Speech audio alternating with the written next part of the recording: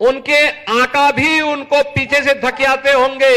जब भी विकास की प्रक्रिया आगे बढ़ेगी तो परिवारवादी और जातिवादी ताकतें फिर से सिर उठा करके अव्यवस्था पैदा करने का प्रयास करेंगे कि वे पैसा लिए हो तो कुछ तो उपद्रव करो, लेकिन उनको मालूम है उपद्रव करेंगे तो फिर उत्तर प्रदेश सरकार उपद्रवियों के साथ किस प्रकार का व्यवहार करती है यह भी उनको मालूम है। उसे मालूम है कि डबल इंजन की सरकार उसे सुरक्षा भी देगी, सुविधा भी देगी, और सुरक्षा और सुविधा की गारंटी क्या मिली। यूजीसी के नए गाइडलाइंस को लेकर देश भर में विरोध प्रदर्शन देखने को मिल रहा है।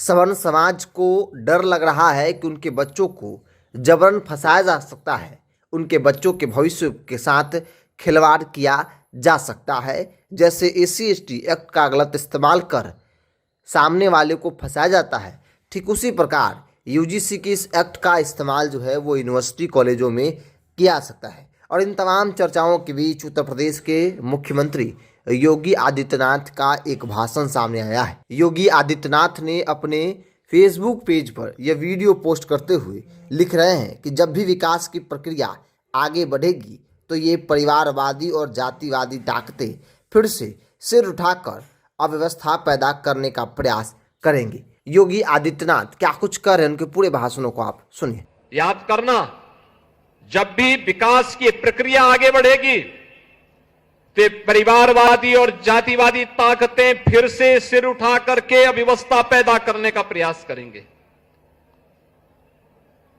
क्योंकि उनके आका भी उनको पीछे से धकेलते होंगे कि वे पैसा लिए हो तो कुछ तो उपद्रव करो, लेकिन उनको मालूम है उपद्रव करेंगे तो फिर उत्तर प्रदेश सरकार उपद्रवियों के साथ किस प्रकार का व्यवहार करती है यह भी उनको मालूम है। अब उत्तर प्रदेश उपद्रव प्रदेश नहीं, उत्सव प्रदेश है, उत्सव प्रदेश।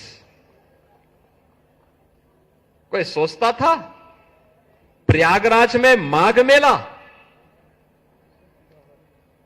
यानी कल्पवासी आते थे, कुछ पूज्य संत जाते थे, इनकी संख्या सीमित होती थी 10 लाख 15 लाख तक।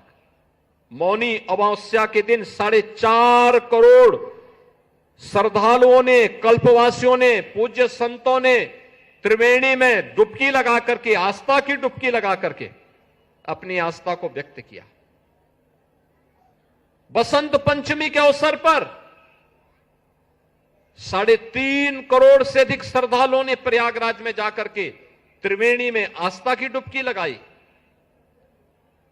निरंतर वहां पर श्रद्धालु देश और दुनिया से आ रहा है, क्योंकि उसे मालूम है कि डबल इंजन की सरकार उसे सुरक्षा भी देगी, सुविधा भी देगी, और सुरक्षा और सुविधा की गारंटी क्या मिली।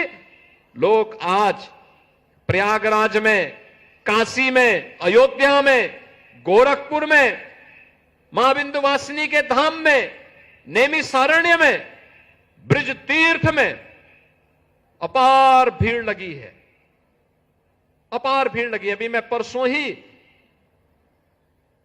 श्री बांके बिहारी मंदिर में वृंदावन गया था, क्या भीड़ थी।